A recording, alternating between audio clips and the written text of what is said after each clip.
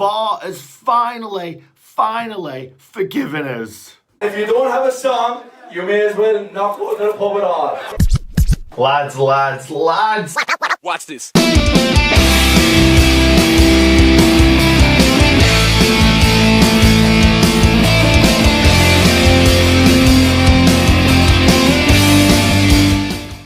Lads, welcome back to a brand new video on the channel. I'm in good nick and I've just watched my team, Sheffield United, beat West Ham United 1-0 and I am absolutely buzzing.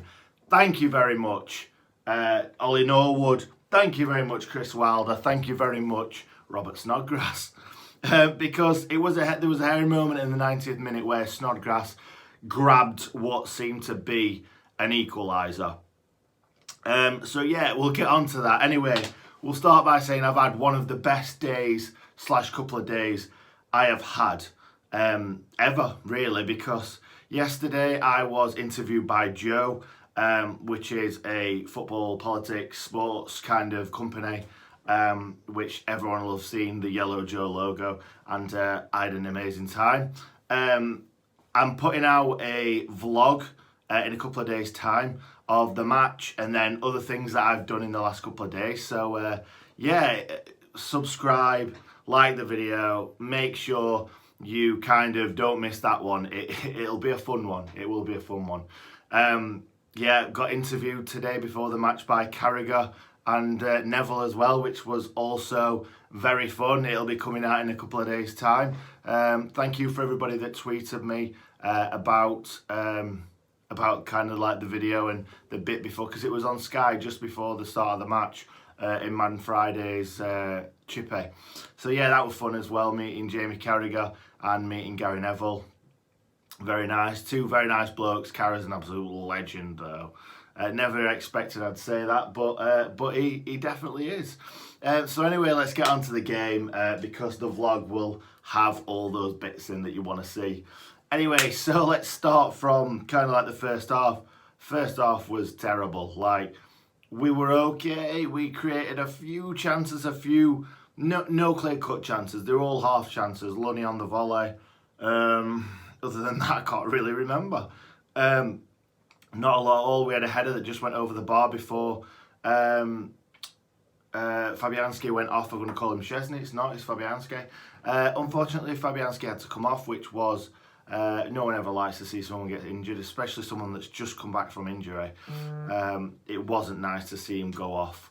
But yeah, he did, he had to. So that was kind of like the first real thing that happened. I can't remember what minute that was. It was really early on. 15th minute, yeah, that was early. Yeah, I don't even know what he did. I don't know if it was stretching for the header that went over the bar. But that was about it, really. Yeah, he didn't exert much energy and he somehow got himself injured. So yeah, first half, not a lot. I think Felipe Anderson went through kind of one-on-one on the right-hand side, put it across goal. Should have really scored, to be honest, and obviously put it wide. Went into the second half. You could tell Wilder had given him a little bit of a rocket. We were coming forward with more purpose. Yeah, it was quite difficult to watch it because I'm trying my best to vlog these games now. And it's kind of taking my eye off the game, and I'm not really concentrating as much because when we scored the goal, I actually missed the lead up to it. I don't really know what happened, and I still haven't seen it up to now. So. I was told that the keeper tried playing it out to their defender. I don't know if Flex nicked it off the defender, but I'll obviously watch it after this video. I wanted to get this video out as quick as possible because it's nearly 11 o'clock as I'm recording this, and I want to get it out like by 11:30, hopefully. So yeah, Fleck got the ball, and it felt like he was a little bit... like eager to pass the ball to McBurney. Everyone in the ground knew that he was going to pass it to McBurney, but he passed it a little bit too soon, in my opinion, and it gave the keeper a bit more chance to get across his box and get across his goal to try and save it.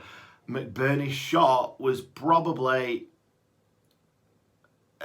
perfect, really, because I think if it had got a bit more, put it in a bit more into the corner, the keeper might have saved it. But the keeper dived across the goal to try and save it. And McBurney's shot was a poor one, and he kind of like put it back, almost back across the goalkeeper, and it went under his body. So I think it's kind of like, I likened it to a penalty, whereas sometimes when you hit a penalty perfectly, the keeper kind of guesses that way and he gets a hand to it and it's a good save. Sometimes you take a penalty and it's a terrible penalty and it kind of goes under the keeper's body because he's expecting it more in the corner and it's gone underneath him. That's kind of what happened with McBurney's goal. But after that, we went from strength to strength. I don't think West Ham really tested us at all from open play, other than that goal in the 90th minute. Mousse went through a few times after McGoldrick came off and should have put the game to bed. One of them where he squared it to Lunny, who played a poor ball to Baldock, and he couldn't quite get hold of it. And then there was one where he went through one-on-one after a ball was played into McBurney and he just kind of let it go, just absolutely, just dummied it kind of to Mousse. I think Mousse knew that what he was going to do and he was straight onto it. Should have put it in the back of the net though. It was quite an easy stop for the goalkeeper to make after all that. So that's probably all I'm going to be talking about the match. I'll go on to the players and how I thought they played in a second. But the 90th minute, we thought we had thrown it away. I had a bad feeling about this game. Not before the game. I thought we've got a good chance of winning this game. I think David Moyes is a terrible manager. And I think West Ham had a few stars, but they don't... I don't know. They've lost a lot of games this season. They've not been very good this season. I know they've got a new manager, and I know that sparks a reaction in the players more often than not. But, yeah, I just thought we had too much for them before the game. And I think we did. We just didn't take our chances. We took one, and we should have put the game to bed before this happened. But anyway, the ball was going the ball was kind of going through... Declan Rice kind of challenged, I think it was Egan. Egan threw his head across it to try and head it away like a last gasp sort of tackle with his head. And I think he's headed it onto the player's arm. He's headed it onto Declan Rice's arm. And that's what happened, because then Declan Rice got the ball, played it to Snodgrass, and he put it in at the front post.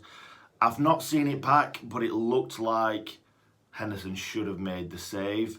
I may be wrong. Let me know in the comments if you think I was wrong or not. But yeah, it looked like he should have saved it. Anyway, I think he's kind of pushed it onto the post a little bit and then it's rolled in. And then Snodgrass went running straight past the West Ham fans, kind of towards the United fans. All their fans going absolutely mental. All our fans like head in hands, thinking, oh my God, Snodgrass has done this to us again. And then I saw the referee not moving from kind of like in our own half. And normally, if it's a goal, the referee's back to the halfway line. And he was stood there and I'm like, this is going to VAR. I know for certain that this is going to VAR. But I thought it was for a offside. I did. I just did. And then when it come up saying possible handball, I'm thinking, Jesus, this is a big possibility then. Because if someone's going up like that, your first thing is not, oh, he's probably handballed that. You don't think that that's going to happen. So when it said possible handball, I'm thinking, this is going to be an handball, this. If they're bringing that back for a possible handball, it's probably hit his arm. So... yeah, we haven't had many VAR decisions go for us this season. The only one that I can think of is McBurney's against Man United, which I don't think it hit his arm, but that's pretty much the only one that's kind of gone for us when we've needed it to. With everything you can imagine's gone against us this season, so it was nice for that one to get ruled out. Like, don't get me wrong, it's not a handball. It's just not. I know Declan Rice said it, the handball, it weren't a handball, but it's the rule. It's stupid. It is stupid. John Egan against Brighton, jumped up like that with his arms at the side, and I think it hit his knee and onto his arm or something. Like his arms down his sides, and that's the same with Declan Rice tonight. It's not an handball. It's not an handball, and this rule needs to change. However, it's gone against us this season, so finally it's gone for us. So whatever. I don't like VAR still. I'm going to be honest, I don't. So, yeah, I'm not one of these people that's going to be singing about VAR, like thinking, oh, this is brilliant, we've got a decision. Most of them have gone against us this season. We are top of the league of decisions going against us. So it was nice to have one for us. Anyway, guys, that was that. I'm going to quickly go on to the match stats and the teams. First of all, again, percentage of percentage of possession. 47% for us, 53% for them. It always happens like this. I feel like we have more possession because we get the ball and we move it quicker. We get forward quicker. So that's why I feel we have more possession. We do have less possession, but I think we move the ball quicker and we get forward quicker, and then obviously either lose it quicker or score quicker or whatever. Whereas we don't mind letting them have the ball in their own half. You can have it there, you can have that possession there. We don't care about that. So that's probably why we had 13 shots, 3 on target. They had 7 shots, 2 on target. Not great. 7 corners to 3, 11 fouls to 6. Don't really mean out.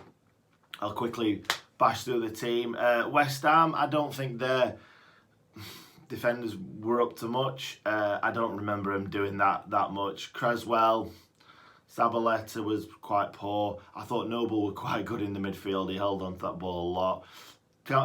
I keep wanting to call him Campbell Rice. Declan Rice did all right. Masuaku was good. He was really good. I liked watching him get forward. He causes a few problems down that left. He almost played as a left winger at times. Yeah, he played really well. Lanzini didn't do a lot. Felipe Anderson was dangerous. Haller, I thought Haller was actually pretty good. He's got a good touch, brings players into the game. Yeah. Snodgrass obviously scored the goal and created 3 amazing chances from free kicks that we just did not learn from. Fornals didn't see much of. The keeper did all right. So onto our team. So Henderson, other than the one that he should have, well, other than their goal that didn't count, he didn't have anything to do. He probably should have saved that one. Bash had an excellent game, up and down, winning everything in the air, winning those tackles, winning those 50-50s. Brilliant yet again. Egan was excellent. Other than being a little bit out of position for their goal, and slipping over and nearly letting Lanzini in, but you can't have a go at someone for slipping. It's bloody Groundsman's fault for warring it too much. Jack O'Connell, didn't see much of him today. Got into some okay positions, but his crossing was a bit poor at times. Baldock, excellent yet again. Up and down, causing them problems. At one point this evening, he had absolutely no one in the box. No one in the box. And in years gone by, maybe last season, maybe the season before, instead he would have looked across the ball and he'd have turned back and waited for someone to come in. But I was like, go for it. Take him on. And he ran at him. And he gave him a bit of that and then tried to go around him, put it a bit too far, but kept it in.